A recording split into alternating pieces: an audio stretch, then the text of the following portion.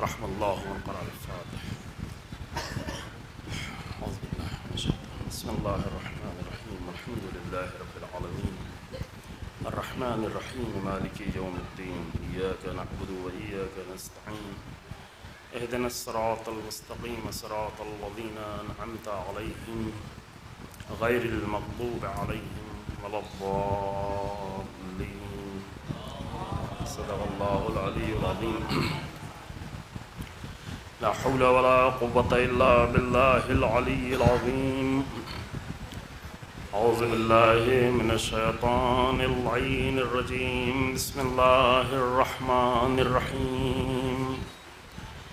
الحمد لله على ما عرفنا من نفسه وألهمنا من شكره وفتح لنا من أبواب العلم بربوبيته ودلنا عليه من الإخلاص له في توحيده وجنبنا من الإلحاد والشك في أمره حمدا لا منتهى لحده ولا حساب لعدده ولا مبلغ لغايته ولا انقطاع لعمده والصلاة والسلام والتحية والإكرام على خير خلقه وأشرف بريته وحامل وحيه ومبلغ رسالاته سيد المرسلين خاتم النبيين أبي القاسم محمد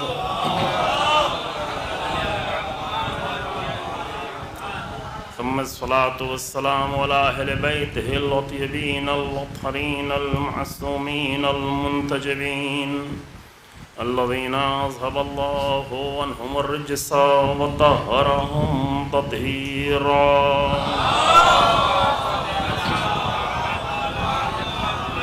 ولعنة الدائمة الباقية على أعدائهم أجمعين.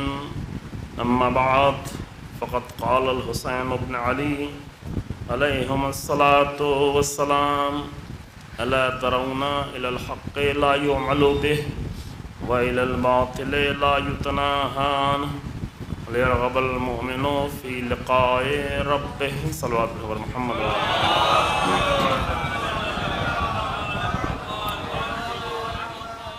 سرکار سید الشہداء حضرت امام حسین علیہ السلام کے کلام کا یہ حصہ جو آپ کی خدمت میں پیش کیا جا رہا ہے، جس میں امام فرماتے ہیں کہ کیا تم دیکھتے نہیں حق کی طرف کہ اس پر عمل نہیں کیا جا رہا ہے اور باطل کی طرف کہ اس سے روکا نہیں جا رہا ہے، اور اگر حالت ایسی ہو تو راہ حق میں قربانی دے کر پروردگار کی ملاقات کی آرزو کرنا یہ مومن کا شیوا ہے۔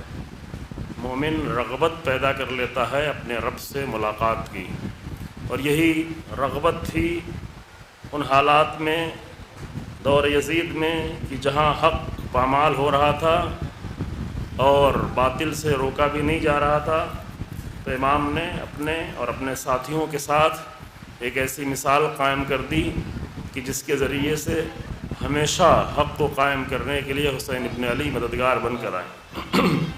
آپ کی خدمت میں عرض کیا گیا، وقت تھوڑا کم رہ گیا ہے اور آخری مرحلے میں یہ گفتگو ہے، اس لیے آپ کے سامنے پہلے پیش کیا گیا کہ معیار اللہ کے نزدیک حق ہے۔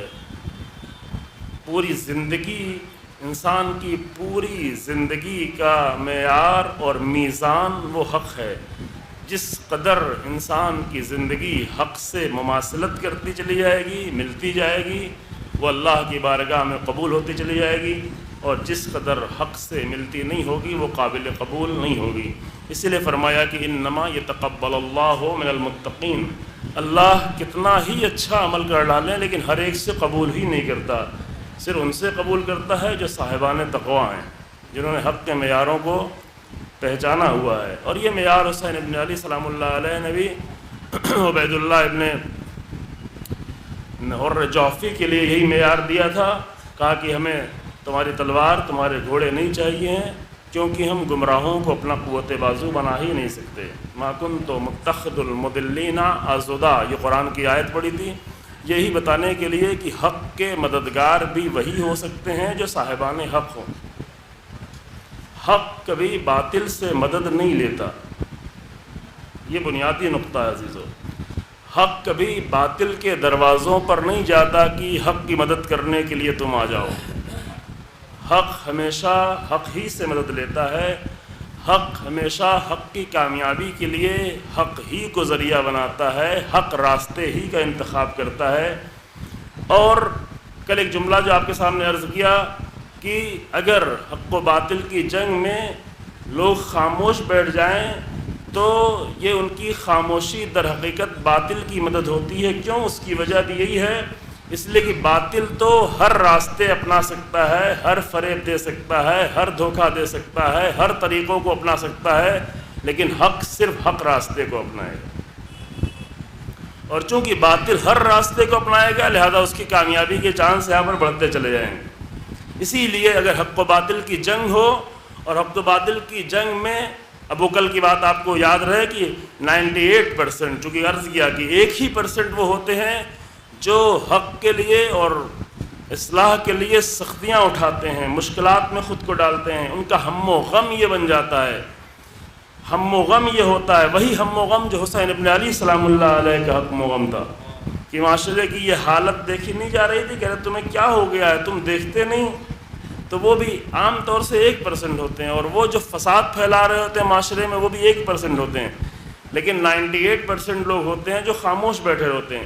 یہ بیچارے یہ سمجھ رہے ہوتے ہیں کہ میں تو خاموش بیٹھا ہوں، میں تو باطل کا ساتھ نہیں دے رہا ہوں، لیکن ان کی خاموشی ہی باطل کا ساتھ دینا ہے۔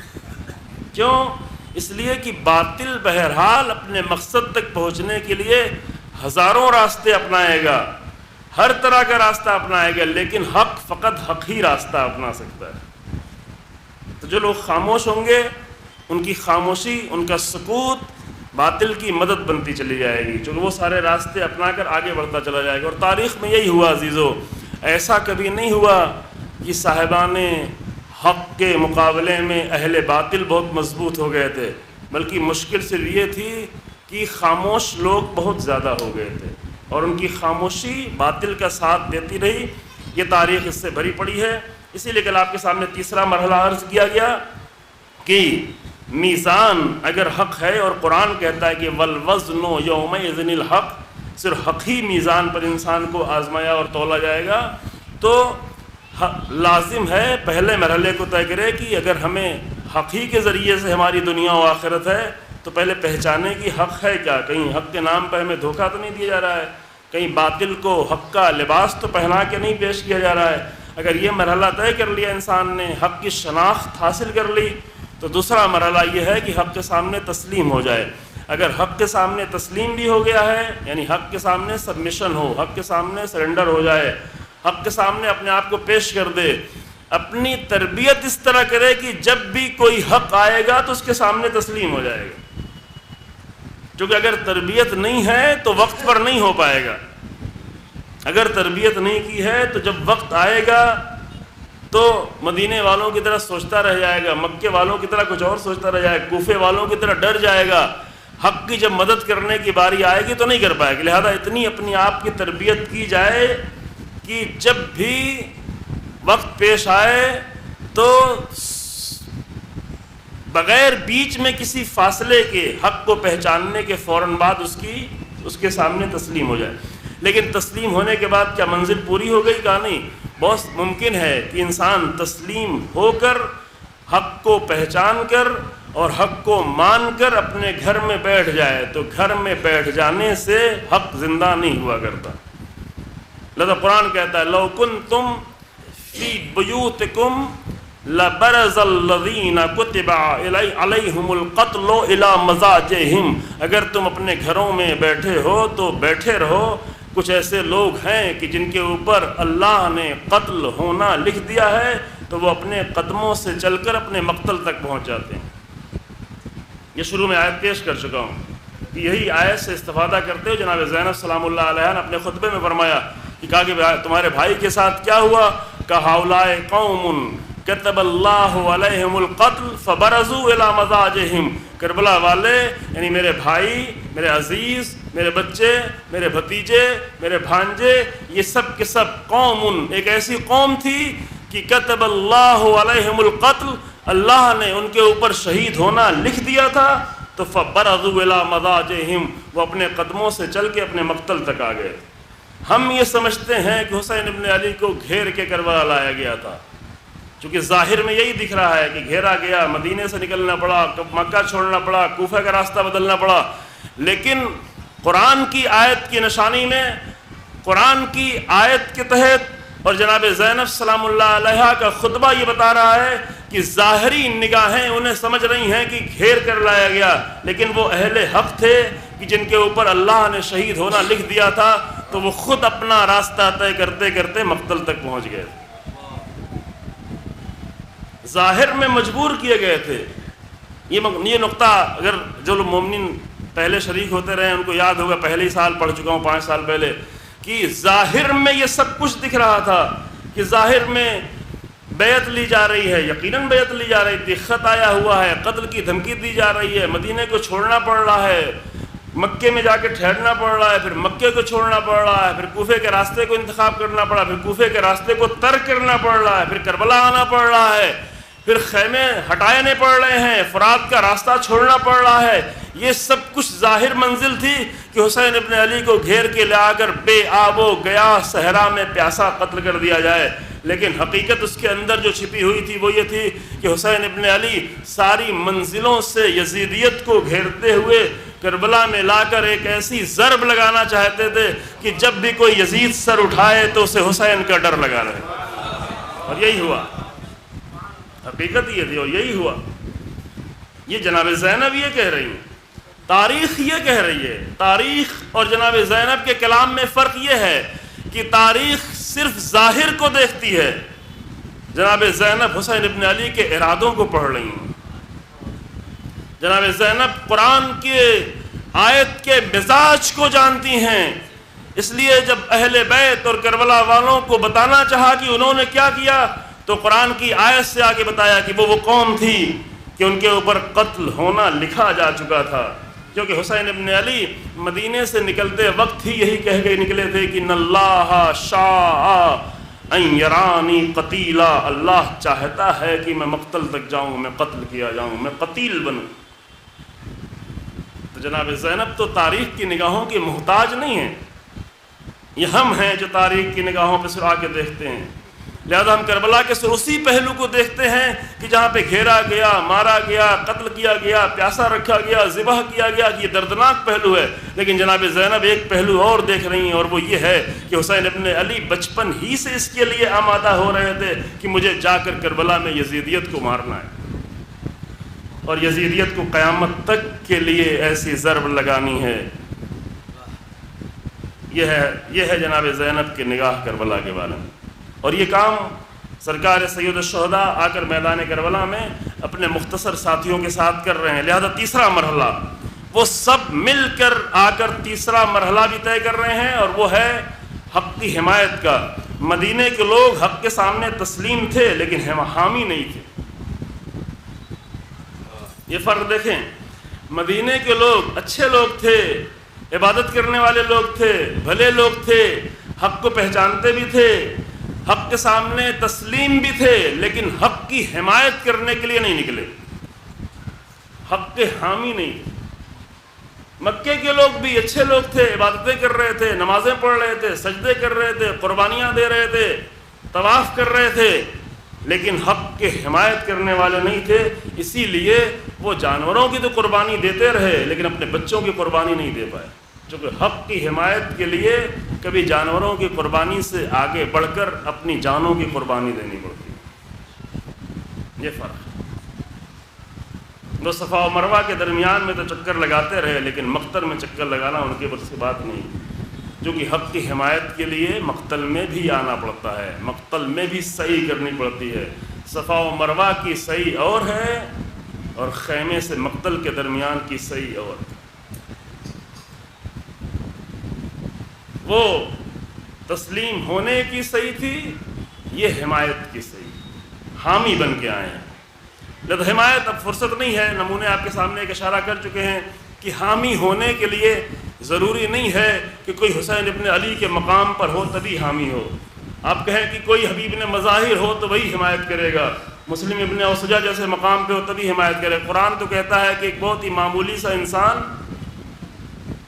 نمونہ اشارہ کر چکے اس لیے جلدی سے بڑھ جانا، جو بہت ہی معمولی سا انسان جو شہر کا رہنے والا بھی نہیں تھا، نہ کسی خاندان سے تھا، نہ کسی خاص قبیلے سے تھا، من اقصی المدینہ، شہر کے باہر جو غریب و کمزور لوگ رہا کرتے ہیں، شہر کے باہری علاقوں میں۔ ابھی شہر کے باہری علاقوں میں کالونیاں بننے لگی ہیں، لیکن عام طور سے شہر کے باہری علاقوں میں جا کر لوگ جھوپڑ پٹیاں بناتے ہیں اور نہیں معلوم سلمز بناتے ہیں اور اس میں آ کر رہتے ہیں۔ کہا کہ جاء من اقصی المدینۃ رجل یسعی، یہ حمایت کا نمونہ قرآن نے پیش کیا۔ تسلیم کا نمونہ کل آپ کے سامنے پیش کر چکے پرسوں، کہ کس طرح باطل کی حمایت کرنے والوں کے سامنے، جادوگروں کے سامنے جیسے ہی حق ظاہر ہوا سب کے سب فوراً تسلیم ہو گئے اپنی جان کی پرواہ کیے بغیر۔ یہ تسلیم کا نمونہ۔ انہوں نے یہ نہیں کہا کہ ابھی تو معلوم ہو گیا کہ موسیٰ حق ہے، ابھی اپنی جان بچائیں، گھر میں جا کر تسلیم ہو جائیں گے، بعد میں آگے موسیٰ کے سامنے اظہار کر دیں گا۔ نہیں، وہیں پر ہونا ہے، اسی مقام پر ہونا ہے۔ اب یہ قرآن حمایت کا نمونہ پیش کر رہا ہے۔ کہا کہ پوری قوم انبیاء پہ لعن و طعن کر رہی تھی، کہا قتل کر دیں گے، مار دیں گے، رجم کر دیں گے۔ رجم کرنا یعنی کیا؟ یعنی اتنے پتھر ماریں گے کہ پتھر مار مار کے تمہیں ختم کر دیں گے۔ کون ہے یہ؟ قرآن کی طرف سے، اللہ کی طرف سے بھیجے ہوئے انبیاء ہیں۔ پہلے 2 کو بھیجا، جب 2 کی بات نہیں مانی تو فعززنا بثالث، تیسرے کو ان کی تقویت کے لیے بھیجا۔ ان سب نے آگے کہا کہ انا مرسلون، ہم بھیجے ہوئے ہیں، ہم اللہ کے نبی ہیں۔ انہوں نے کہا کہ نہیں، تم لوگ تو آ کر نحوست پھیلا رہے، انا تطیرنا بکم۔ اب جا کے سورہ یاسین میں دیکھیں، تم نحوست پھیلا رہے ہو۔ تو نحوست کیا ہے؟ کہ تمہاری باتیں مانیں گے تو ہمارا بزنس نہیں چلے گا، تمہاری باتیں مانیں گے تو ہمارا بازار نہیں چلے گا، تم تو کہتے ہو کہ حق کرو، تم تو کوئی ایسا کرو، تم تو کہتے ہو کہ جھوٹ نہیں بولو، تم تو کہتے ہو کہ ربا خواری نہ کرو، تم تو کہتے ہو سود خواری نہ کرو۔ کیا تمہاری وجہ سے بڑی نحوست ہو جائے گی، پورا بازار ہمارا خراب ہو جائے گا، پورا ہماری اکنامی چوپٹ ہو جائے گی؟ تو انبیاء نے جواب میں کیا کہا؟ بل طائرکم معکم، نحوست تمہارے عمل کی وجہ سے ہے، میری وجہ سے نہیں ہے۔ نحوستیں تمہارے عمل کی وجہ سے۔ پھر ان کی ایک گفتگو ہوتی رہی، آخر میں انہوں نے کہا کہ اگر آپ مانتے ہیں تو مان جائیں، اگر نہیں مانتے تو ہم تم کو رجم کر دیں گے۔ رجم یعنی پتھر مار مار کے ہم تمہیں مار ڈالیں گے، یہ حق باتیں کہنا چھوڑ دیں۔ لوگوں نے اب پوری قوم میں ایسے لوگ تھے جو جانتے تھے کہ انبیاء سچ کہہ رہے ہیں، سب تو ایک جیسے نہیں تھے، لیکن کسی میں جرأت نہیں ہو رہی تھی کہ ان سب کے درمیان میں اٹھ کے کہے کہ بھائی یہ نبیوں کی بات سنو، یہ تو اچھے لوگ ہیں، ان کی بات کیوں نہیں مانتے؟ جب پورے شہر میں کوئی بھی نہیں اٹھا تب قرآن نمونہ پیش کرتا ہے، وَجَاءَ مِنْ أَقْصَى الْمَدِينَةِ رَجُلٌ، شہر کے باہری دور دراز کے علاقے سے ایک مرد آیا۔ مرد جو قرآن کی تعبیر ہے، قرآن نے کچھ لوگوں کو مرد کہا ہے، سب کو مرد نہیں کہا ہے۔ مرد کی شکلیں سب کی ہیں، لیکن مرد، حتیٰ سب مومنوں کو بھی قرآن نے مرد نہیں کہا ہے۔ اللہ اکبر، سب مومنوں کو بھی اچھے لوگ ہیں لیکن سب مرد نہیں ہیں۔ اب یہ بات تھوڑا عجیب ہو گئی نا۔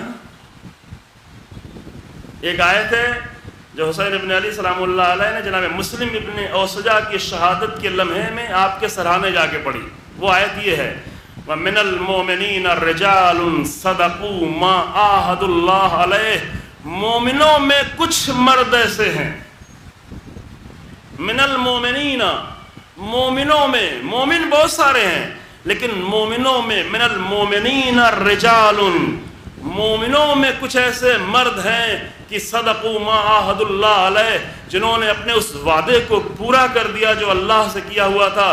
وَمِنْهُمْ مَنْ قَضَى نَحْبَهُ وَمِنْهُمْ مَنْ يَنْتَظِرُ، وعدہ پورا کرتے کرتے کچھ لوگ اپنی جان دے بیٹھے ہیں مسلم ابن اوسجہ کی طرح سے، وَمِنْهُمْ مَنْ يَنْتَظِرُ، اور کچھ لوگ وہ ہیں جو انتظار میں ہیں کہ راہ حق میں قربانی دی جائے۔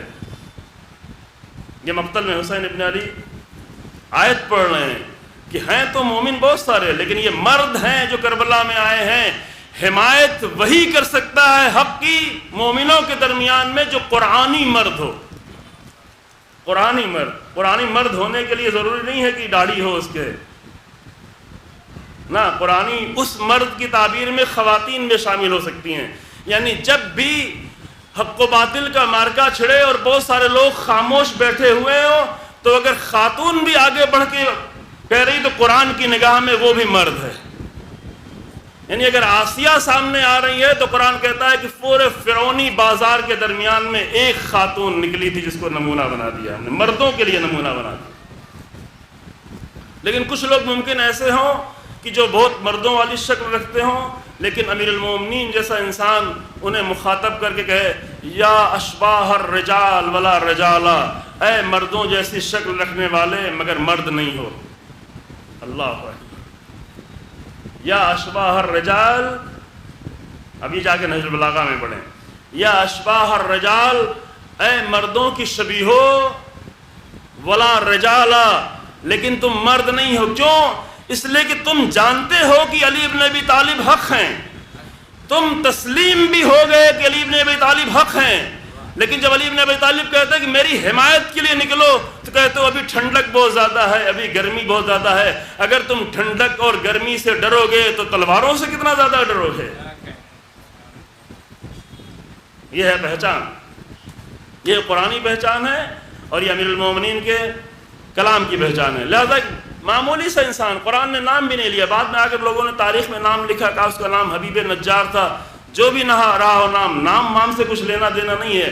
اگر نام لانا ضروری ہوتا تو قرآن خود ہی لا دیتا۔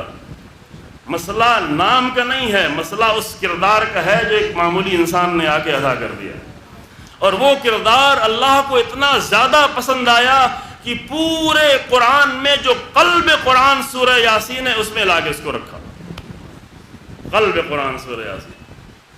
یہ شخص آ گیا، دور سے آیا، کوئی بہانہ نہیں بنایا، بالکل حبیب نے مظاہر کی طرح سے، دور سے، بالکل مسلم ابن اوسجا کی طرح سے۔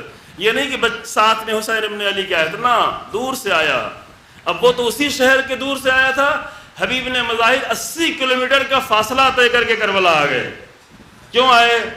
کہا ہم حق کے سامنے صرف تسلیم نہیں ہیں بلکہ حق کی حمایت کرنا بھی جانتے ہیں، ہم حق کے حامی بھی ہیں، حمایت کی۔ اب وہ حمایت کا نتیجہ کیا ہوگا؟ حمایت کیوں نہیں کرتے تھے کہ نتیجہ چونکہ یہاں بتایا گیا اسی لیے حمایت نہیں کرتے۔ نتیجہ یہ ہوا کہ پہلے اس نے آ کے سمجھایا کہ یہ مرسلین ہیں، یہ مہتدون ہیں، یہ ہدایت یافتہ لوگ ہیں، یہ تو کوئی اجر بھی نہیں مانگتے۔ معیار اس نے بتایا، ایک تو یہ اللہ کی طرف سے ہے لہذا ان کی بات مان لو، دوسری یہ کہ ہدایت یافتہ ہے اس لیے ان کی بات مان لو، تیسرے یہ کہ اپنی بات کا یہ اجر بھی نہیں مانگتے تو مان لو ان کی بات۔ جو اجر نہیں مانتا وہ تمہیں دھوکہ تو نہیں دے گا، دھوکہ وہ دے گا جو اجر چاہے۔ یہ معیار ہے قرآن کا، دھوکہ وہ دے گا جو لفافے چاہے، دھوکہ وہ دے گا جو اجر چاہے، دھوکہ وہ دے گا جو عوض چاہے۔ لیکن جو اجر من لا یسألکم علیہ اجرا، جو تم سے کوئی اجر نہیں مانگتا اس کی بات کیوں نہیں مانتے؟ کیونکہ وہ تو جھوٹ نہیں بولے گا۔ وہ کس کے لیے جھوٹ بولے؟ جھوٹ وہ بولے گا جو اس کو اجر چاہیے، دھوکہ وہ دے گا جس کو اجر چاہیے، اس کو تو کچھ نہیں چاہیے۔ تو یہ خود ایک معیار ہے، کہا اس کی بات مان لو۔ 3 معیار بتانے کے بعد پھر بھی لوگوں نے بات نہیں مانی۔ یہ صرف 2500 سال پرانا قصہ نہیں ہے، یہ قصہ جاری ہے عزیزو، یہ سلسلہ جاری ہے کہ ان معیاروں کے بعد بھی اگر یہ بات نہ مانی جائے تو آج بھی قرآن کہتا ہے کہ کوئی ہوگا جو اقصی المدینہ آئے گا، لیکن جو ڈرے ہوئے لوگ ہیں وہ نہیں مانیں گے۔ ڈرے ہوئے لوگ جا کے گھر میں بیٹھیں گے، پھر قرآن کہے کہ تم بیٹھے رہو، تمہاری ہمیں ضرورت بھی نہیں ہے۔ عجیب ہے قرآن کا لہجہ ہے، لو کنتم فی بیوتکم، ٹھیک ہے تم گھروں میں بیٹھے رہو، لبرز الذین کتب علیہم القتل، ہیں کچھ لوگ جو مقتل میں جانے والے ہیں تو وہ جا کے رہیں گے، لیکن تم بیٹھو۔ تو یہ شخص آ گیا، اس نے اظہار بھی کر دیا، معیار بھی بتا دیا، فقط آ کے نعرے نہیں لگائے، معیار بتایا کہ ان معیاروں کی بنیاد پر اس حق کی حمایت کرو۔ نتیجہ کیا ہوگا؟ نتیجہ یہ ہوگا کہ جب لوگ حق کے اور باطل کے تماشائی ہوں تو وہاں پھر کسی میں جرأت پیدا نہیں ہوتی۔ وہ بیچارہ جو ایک آیا تھا اس کے ساتھ کیا کیا؟ اب وہ جو کچھ کیا وہ قرآن نے نہیں لکھا، اس کے بعد والا مرحلہ لکھا، کہا قیل ادخل الجنۃ قال یا لیت قومی یعلمون۔ قرآن نے کہا کہ جنت میں داخل ہو جاؤ، یعنی کیا؟ یعنی وہیں پر اس حامی کو قتل کر دیا۔ اللہ اکبر۔ قیل ادخل الجنۃ، سورہ یاسین میں جا کے پورا واقعہ پڑھیے گا۔ بیچ کا ماجرا قرآن نے ہٹا دیا، چونکہ قرآن تاریخ نہیں بیان کرنا چاہتا، قرآن قصہ نہیں بیان کر رہا ہے، قرآن وہ بتانا چاہ رہا ہے کہ جس سے ہمیں معیار ہمارے ہاتھوں میں آ جائے۔ کہا کہ جنت میں داخل ہو جاؤ۔ کون جنت میں داخل ہوتا ہے؟ ایک بہت معمولی سے انسان تھا، پتہ نہیں ایمان بھی تھا اس کے پاس کہ نہیں، دین بھی تھا اس کے پاس کہ نہیں، لیکن یہاں پہ آیا تھا حق کی حمایت کے لیے اور ایمان لا کے، کہا کہ ہم تو ایمان لاتے ہیں۔ وہیں آ کے کہا، پہلے سے نہیں کچھ معلوم تھا، وہیں آ کے کہا کہ نہیں، یہ انبیاء سچے ہیں کیونکہ یہ اللہ کی طرف سے ہیں، کیونکہ یہ اجر بھی نہیں مانگتے، کیونکہ ہدایت یافتہ بھی ہیں، لہذا ہم ان پر ایمان لاتے ہیں۔ وہیں پر ایمان لایا، اور وہیں پر ایمان لانے کے بعد انبیاء کی حمایت کی، وہیں پہ سب نے مل کے اسے قتل کر دیا۔ وہیں پر پھر قرآن کی آیت نازل ہو رہی ہے کہ قیل ادخل الجنۃ، جنت میں داخل ہو جاؤ۔ پھر جب جنت میں داخل ہو جاؤ تو یہ کیا کہے؟ اگر ہمارے جیسا انسان ہوتا تو کہتا کہ پروردگار میں جنت میں نہیں جاؤں گا جب تک کہ ان کو تو جہنم میں نہیں ڈالے گا۔ یہ ہم لوگوں کا ہے نا۔ بعض لوگوں کو اپنا جنت میں جانا اتنا اچھا نہیں لگتا جتنا دوسروں کو جہنم میں بھیجنا اچھا لگتا ہے۔ پھر جہنم ہی میں بھیج رہے ہیں، ممبروں سے جہنم میں بھیج رہے ہیں، آپس میں جہنم میں بھیج رہے ہیں، سب کو، دوسروں کو جہنم میں بھیجتے بھیجتے اپنوں کو بھی جہنم میں بھیجنے لگے۔ لیکن اس نے یہ نہیں کہا۔ اللہ اکبر۔ یہ ہے بلندی انسان کی سوچ کی، تب معمولی انسان بھی بڑا انسان بن جاتا ہے۔ جب کہا کہ جنت میں داخل ہو جاؤ تو کہا یا لیت قومی یعلمون، اے کاش کی میری قوم جانتی، حسرت کی، یا لیت قومی یعلمون، اے کاش کی میری قوم جانتی، بما غفر لی ربی، کہ ہم جیسے گنہگار انسانوں کو اللہ نے حق کی حمایت کے نتیجے میں کیسے معاف کر دیا۔ اگر جانتی تو اپنی جان دینے سے نہیں گھبراتی۔ جان دینے سے کون گھبراتا ہے؟ حمایت کون نہیں کرتا؟ کیوں کوفے کے لوگ حمایت کرنے کے لیے نہیں آئے؟ کیوں شخص ابن ربیع حمایت کرنے کے لیے نہیں آئے جبکہ جانتا تھا، باغ میں چھپا ہوا تھا، آنا بھی نہیں چاہتا تھا، عمر سعد کا ساتھ بھی نہیں دینا چاہتا تھا، لیکن کیوں حسین ابن علی کی حمایت کے پھر مجبور کر کے لایا گیا، پکڑ کے لایا گیا، لیکن کیوں وہ اس لشکر سے نکل کے ہر کی طریقے سے اس لشکر میں نہیں آ گیا جبکہ سب کچھ جانتا تھا؟ کہا کہ آئے گا تو مار دیا جائے گا۔ اور بہت سارے لوگ اسی لیے صرف خاموش بیٹھے رہتے ہیں کہ اگر ہم بولیں گے تو کچھ برا کہہ دیا جائے گا، کچھ کہہ دیا جائے گا، کچھ توہین کر دی جائے گی، کچھ مذاق اڑا دیا جائے گا، کہیں کچھ کٹ جائے گا، کہیں رزق بڑھ جائے گا، کہیں کچھ اور ہو جائے گا۔ لیکن یہ انسان جانتا تھا اس پورے شہر کے درمیان میں اگر میں باہر کا ایک معمولی انسان گیا اور جا کے وہاں نبیوں کی حمایت کی تو حتماً ہمیں مار دیا جائے گا، تو مار دیا جائے۔ حق کی راہ میں مار دیے جانے کی لذت وہ جانتے ہیں جو حق کی راہ میں حمایت کر چکے ہیں، وہ حبیب جانتے ہیں، وہ مسلم ابن اوسجہ جانتے ہیں۔ مسلم ابن اوسجہ تو خضاب خرید رہے تھے داڑھی رکھنے کے لیے ہے۔ جب اس حبیب نے کہا کہ مسلم معلوم ہے کیا ہے؟ کہا کیا ہے؟ کہا حسین ابن علی کے لیے لشکر بھیجا جا رہا ہے۔ تو کہا یہ خضاب کو پھینکو، ہم بھی چلتے ہیں، اب کی داڑھی خون سے رنگین ہوگی۔ جو حق کی حمایت کا مرحلہ آ گیا ہے، تسلیم تو پہلے ہی سے تھے لیکن اب یہ داڑھی خون سے رنگین ہوگی۔ یا لیت قومی یعلمون بما غفر لی ربی وجعلنی من المکرمین۔ اللہ اکبر۔ اللہ نے صرف مجھے معاف نہیں کر دیا بلکہ وجعلنی من المکرمین، اللہ نے اپنے با کرامت بندوں کے درمیان میں مجھے جگہ دی۔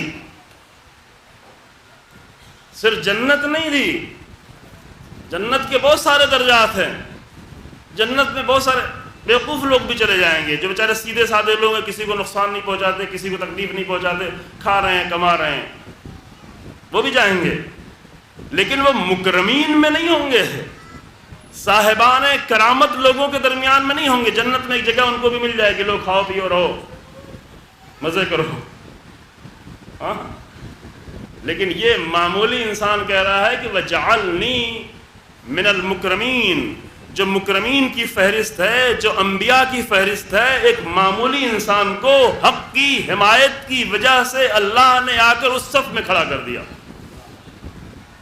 اے کاش کی میری قوم، یہ آیت ہے قرآن کی، یہ قصہ کہانی نہیں ہے کہ آپ کہیں کہ چلو دیکھیں پتہ نہیں صحیح ہے کہ نہیں صحیح ہے، یہ آیت ہے، یہ قلب قرآن کی آیت ہے، یہ سورہ یاسین کی آیت ہے کہ اے کاش کی میری قوم جانتی کہ حق کی حمایت کے نتیجے میں اللہ نے ہمیں مکرمین میں قرار دیا، انبیاء کی فہرست میں قرار دیا۔ بس تمام مرحلہ، یہ مرحلہ ختم حمایت کا۔ حمایت کے بعد ایک مرحلہ اور ہوتا ہے جو حمایت سے ملتا جلتا ہے لیکن تھوڑا آگے کا مرحلہ ہے، اسے صرف خالی نام لے کے آگے بڑھتے ہیں چونکہ بہت زیادہ فرق نہیں ہے۔ وہ کیا ہے؟ وہ ہے حق کا دفاع کرنا۔ کبھی کبھی لوگ زبان سے حمایت کر دیتے ہیں، حمایت کرتے ہیں، لکھتے ہیں، کالمس لکھتے ہیں حق کے بارے میں، کتابیں لکھتے ہیں حق کے بارے میں، تحریریں لکھتے ہیں حق کے بارے میں، لیکن جب کہتا ہے کہ آؤ حق کی دفاع کرو، آؤ حق کا دفاع کرو، تو وہاں پر حدیث سنانا شروع کرتے ہیں کہ علماء کی روشنائی شہیدوں کے خون سے زیادہ بہتر ہے، لہذا مجھے لکھنے دو، مجھے جاننے کی ضرورت۔ میں آپ لوگوں کو نہیں کہہ رہا ہوں، اپنے ہی کہہ رہے ہیں۔ یہ کیا ہوا کہ حق کے حامی تو ہیں، حق کے بارے میں لکھتے بھی ہیں، حق کے بارے میں بولتے بھی ہیں، لیکن جب حق کا دفاع کرنے کی باری آتی ہے تو وہاں پہ گھبرا کر بیٹھ جاتے ہیں، وہاں پہ بہانے ڈھونڈنا شروع کرتے ہیں۔ یعنی حامی حق ہیں لیکن ناصر حق نہیں ہیں، دو چیزیں الگ ہیں۔ یہ صرف کلمات نہیں عزیزو، حق کے حامی ہیں، اپنے شہر میں، اپنے گھر میں، اپنے لوگوں کے درمیان میں، اچھے ماحول میں، اچھے حالات میں حق کے حامی ہیں، لیکن حق کے مدافع نہیں ہیں، حق کے ناصر نہیں ہیں۔ یہ بالا ترین مرحلہ تھا جو کربلا والوں نے آ کر طے کیا۔ وہ صرف حق کو پہچانتے نہیں تھے، وہ صرف حق کے سامنے تسلیم نہیں تھے، وہ صرف حق کے حامی نہیں تھے، بلکہ وہ حق کے مدافع بھی تھے، حق کے ناصر بھی تھے۔ حل من ناصر ینصرنا، وہ حق کے مددگار تھے، حق کی نصرت کرنے والے تھے۔ جو حق کی حمایت کی بہت سارے بزرگوں کی بات کر رہے ہیں، تاکہ ہم حوزے کے پڑھنے والے لوگ، ہم کتابیں لکھنے والے لوگ، امام خمینی نے کیا شروع کر دیا ہے، مصیبت میں ڈال دیا ہے کہ عالم اسلام رسوا ہو رہا ہے، عالم اسلام ذلیل ہو رہا ہے، تم کب تک حوزے میں بیٹھے رہو گے؟ فریاد بلند کی، اے نجف کے حوزے، اے قم کے حوزے، اے بغداد، اے تہران، اے مصر، تم کیا کر رہے ہو؟ عالم اسلام ذلت کا شکار ہے، رسوا کیا جا رہا ہے عالم اسلام کو۔ اتنی بڑی حکومتیں ہونے کے باوجود، اتنی بڑی تعداد ہونے کے باوجود، اتنے زیادہ ریسورسز ہونے کے باوجود، پوری دنیا کے چوراہے پر عالم اسلام کو رکھا گیا۔ چوراہا یعنی عالم اسلامی ممالک جو ہے، مڈل ایسٹ جو پوری دنیا کا چوراہا ہے، مرکز ہے۔ یہ سب کچھ ہونے کے باوجود عالم اسلام کو اتنی ذلتوں کا جو سامنا کرنا پڑ رہا ہے، تو اٹھو، راہ حسین ابن علی فقط فرش عزا پر بیان کرنے کے لیے نہیں ہے، راہ حسین ابن علی مقتل میں آنے کے لیے، چلنے کے لیے ہے۔ اب تم اٹھو، تو کہا کہ یہ تو مشکل میں ڈال رہے ہیں۔ جیسے وہاں پہ لوگوں نے کہا تھا کہ یہ انبیاء انہوں نے آ کے مجھے مشکل میں ڈال دیا۔ رسول اللہ کو بھی کہتے تھے کہ مکے میں کعبے کا بڑا فائدہ ہو رہا تھا، اچھا خاصا بزنس چل رہا تھا، یہ رسول اللہ نے آ کے مشکل میں ڈال دیا۔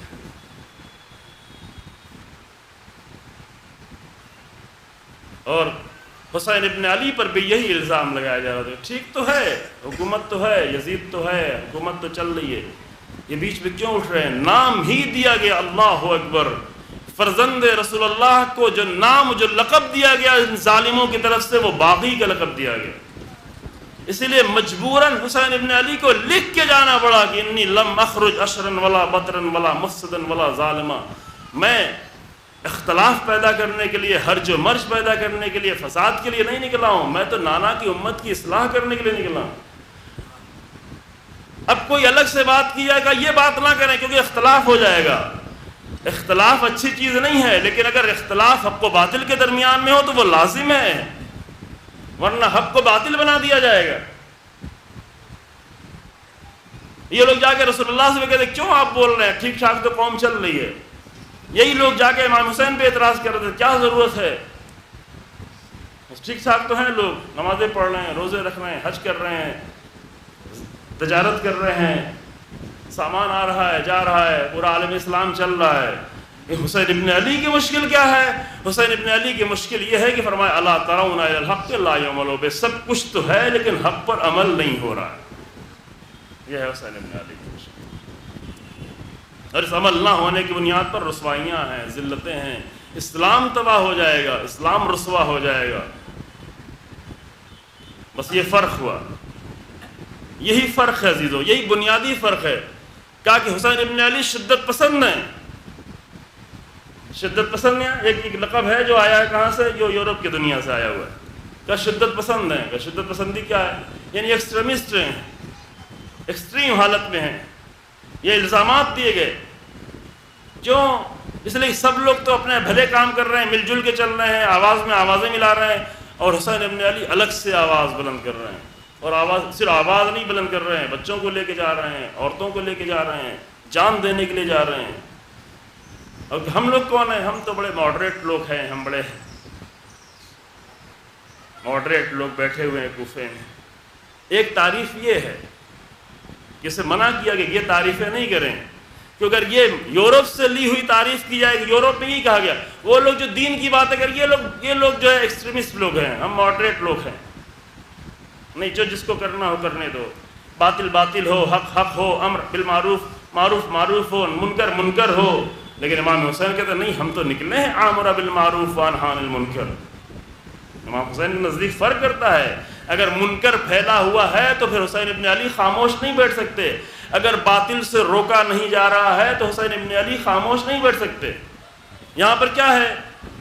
یہاں پر قوت ہے، یہاں پر شدت ہے، شدت ہے۔ قرآن رسول اللہ کے بارے میں کہتا ہے کہ محمد رسول اللہ والذین معہ اشداء علی الکفار، رسول اللہ سب سے زیادہ شدید ہیں، لیکن کس کے لیے؟ حق کے لیے۔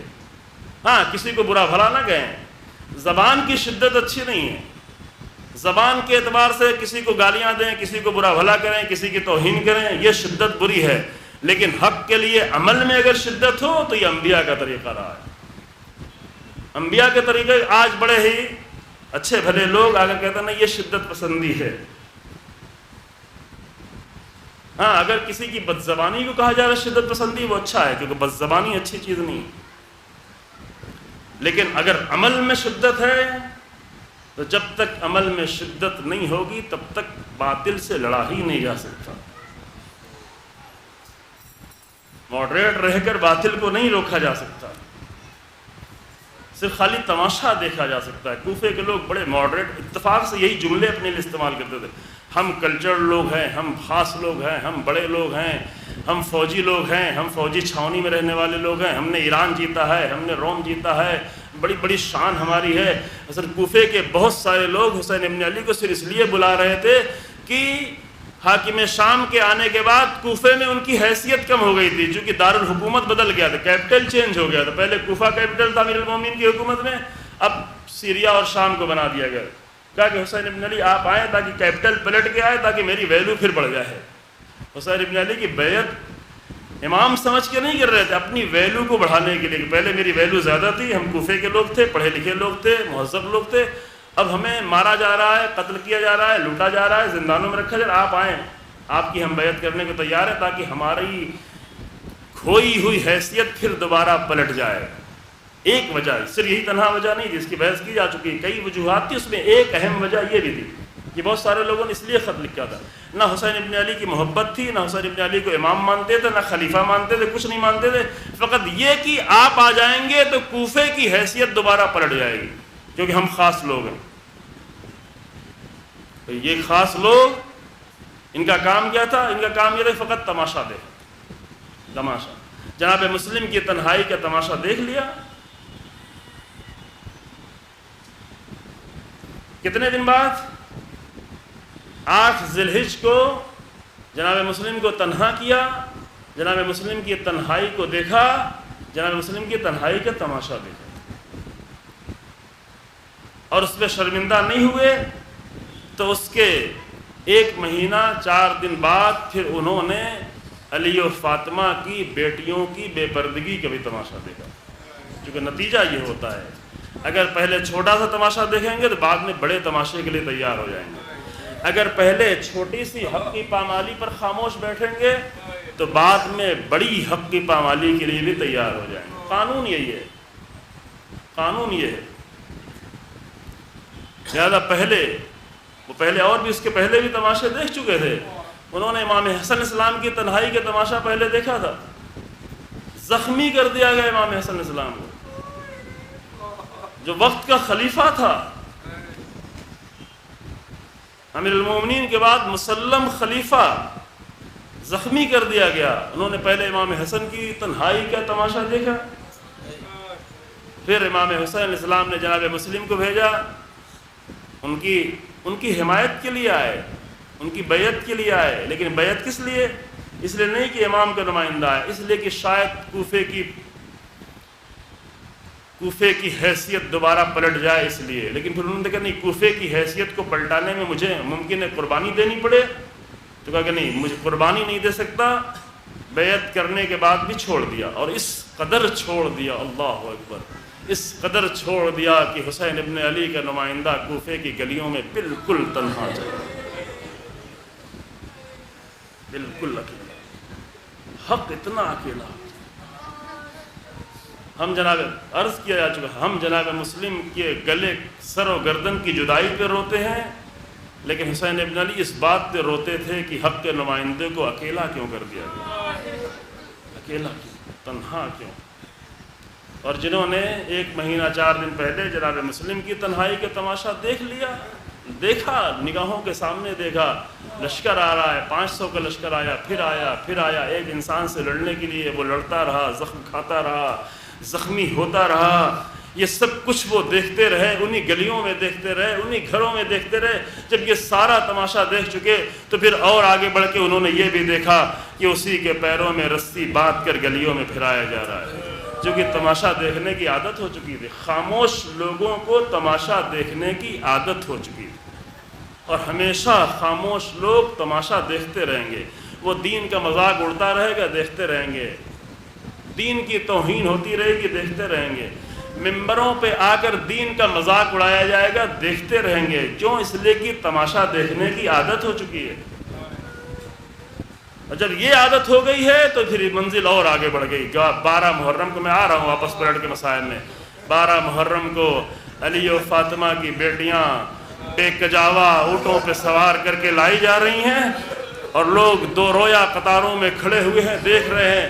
یہاں تک کہ جناب ام کلثوم کو فریاد بلند کرنی پڑی کہ یا اہل الکوفہ غضوا ابصارکم، کم سے کم اپنی نگاہیں تو بند کر لو، اپنی آنکھیں تو بند کر لو. اما تستحیون، کیا تمہیں شرم نہیں آتی کہ ان تنظروا الی بنات رسول اللہ وہن حواسر، کہ تم آنکھیں کھول کھول کے رسول اللہ کی بیٹیوں کو دیکھ رہے ہو جبکہ ان کے چہرے کھلے ہوئے ہیں.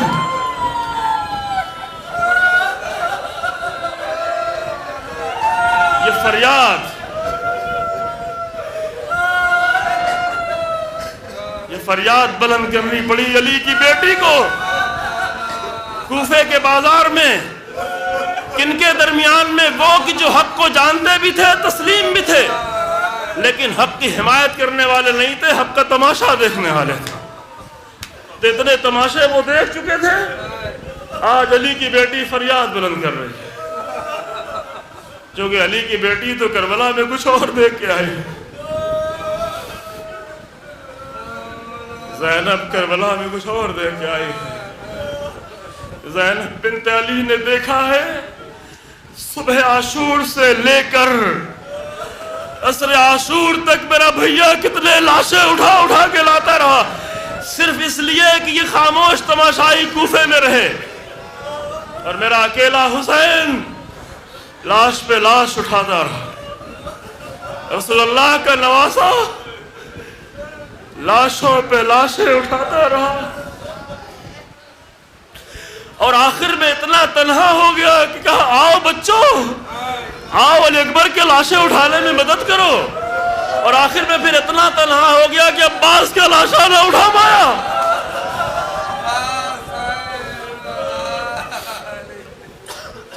اس قدر تنہا ہو گئے حسین.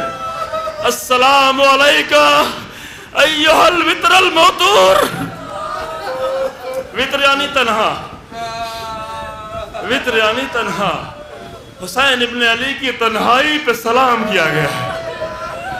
آخر میں اس طرح اس قدر تنہا ہو گئے ہیں حسین کہ در خیمہ پہ آ کر کھڑے ہیں. ادھر عمر سعد کا لشکر کہہ رہے حسین اب تو تمہارا عباس نہ رہا، اب تو تمہارا علی اکبر نہیں ہے. اسی لیے تو تھوڑی دیر پہلے حسین ابن علی نے اپنی کمر پہ ہاتھ رکھا تھا اور کہا تھا اے میرے بھیا عباس الان انکسر ظہری، بھیا میری کمر ٹوٹ گئی. وقلت بی حیلتی، اے میرے بھیا میرا چارے کار نہ رہا. وشمت بی عدوی، اے میرے بھیا اب دشمن مجھے تانے دیں گے عباس، اب مجھے تنہائی کا تانا دیں گے. عباس تمہارے بعد یہ تماشا دیکھنے والے یہ حق کی تنہائی کے تماشا دیکھیں گے اور مجھے تنہائی کا تانا دیں گے. حسین ابن علی ابھی تھوڑی دیر پہلے ایک 6 مہینے کے بچے کو لے کے آئے تھے، اپنے لیے پانی مانگنے نہیں آئے تھے.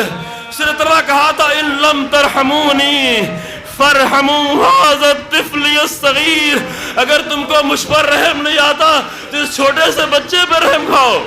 لیکن چھوڑ دیا حسین کو تنہا. تیر چلتا رہا، لوگ دیکھتے رہے. بچے کا گلا چھتتا رہا، لوگ تماشا دیکھتے رہے. حسین تنہا اپنے ہاتھوں سے اکیلا. حسین ابن علی کی تنہائی ہے عزیزو کہ جب علی اکبر کی لاش پہ گئے تو کچھ آ گئے، عباس کی لاش پہ گئے تو کچھ لوگ تھے، لیکن جب اکیلے تنہا اپنے ہی ہاتھوں سے بچے کو بھی سنبھالنا تھا، تیر کو بھی نکالنا تھا، خون کو بھی سنبھالنا تھا، تو بنا حسین تنہا. یہ سب کام کرنے کے لیے زہرا کا لال اکیلا تھا. خود ہی تیر بھی نکالنا ہے، خود ہی بچے کو بھی سنبھالنا ہے، خود ہی خون کو بھی سنبھالنا ہے، خود ہی جا کے خیموں میں بیویوں کو سنبھالنا ہے، خود ہی قبر بھی بنانی ہے، خود ہی اپنے ہاتھوں سے بچے کو دفن بھی کرنا ہے، خود ہی جلتی ہوئی خاک بھی ڈالنی ہے. یہ سب کچھ حسین تنہا کر چکے. السلام علیکہ ایھا الوتر الموتور. حسین تمہاری تنہائی پہ سلام، اے حسین کی تنہائی پہ سلام.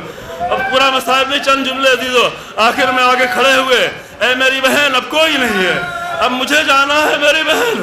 اے میری بیٹی رقیہ مجھے جانا ہے، اے میری بیٹی سکینہ اب مجھے جانا ہے. یا زینب یا ام کلثوم یا رقیہ یا سکینہ علیکن من السلام.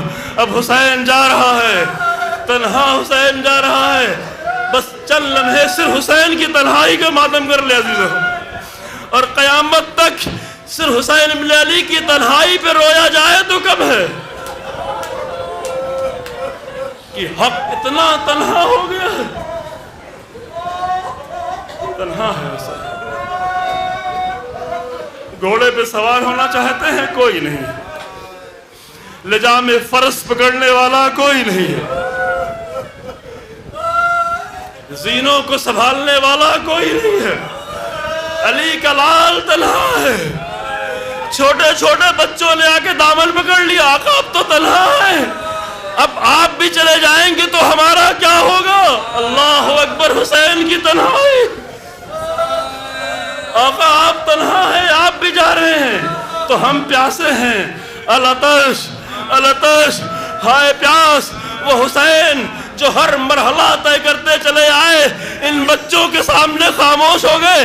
بولے تو کیا بولیں، ان بچوں کو جواب دے تو کیا جواب دے. داہنی طرف دیکھا، بائیں طرف دیکھا، آواز دی احبسیہن یا اختہ، اے میری بہن آؤ ان بچوں کو سنبھالو، اے میری بہن ان بچوں کو سنبھالو. زینب ام کلثوم آگے بڑھی. بس آخری جملے عزیزو.